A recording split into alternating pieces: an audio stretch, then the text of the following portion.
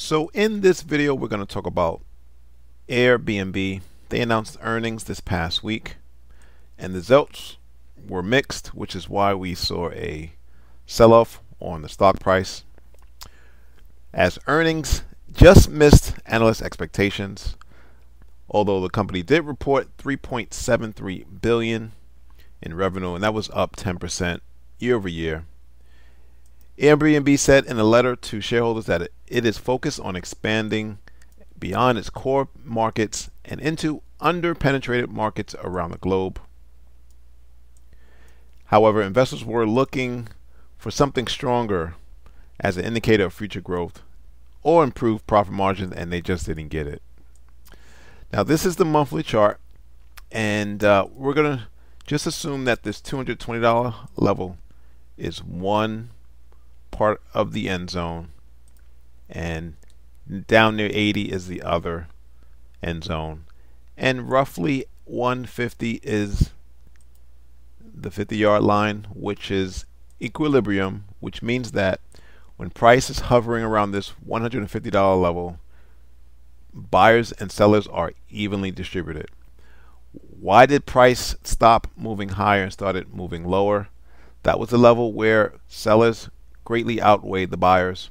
And why did price stop and then stop again, serving as support near that $82 level? Well, the buyers greatly outweighed the sellers. So as you can see on the monthly chart, prices were making higher highs and higher lows. Now, this pivot low is questionable whether it breached this lower low. We're going to say that it was an equal low, and so potentially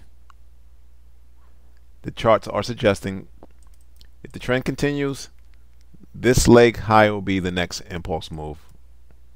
However, let's go down to the weekly chart, because there might be some levels of interest to the downside. And what we see here, we have a rally in price, one basing candle, and then the rally out. And so that level serves as weekly sellers. And what do you know? Price gapped higher into that level and then sold off. However, this impulse move, again, could just be the pullback before the next impulse move higher. We're on a weekly chart, and so price is always fractal, which means that the price action on a higher time frame mimics the price action on a lower time frame. So let's just draw this out.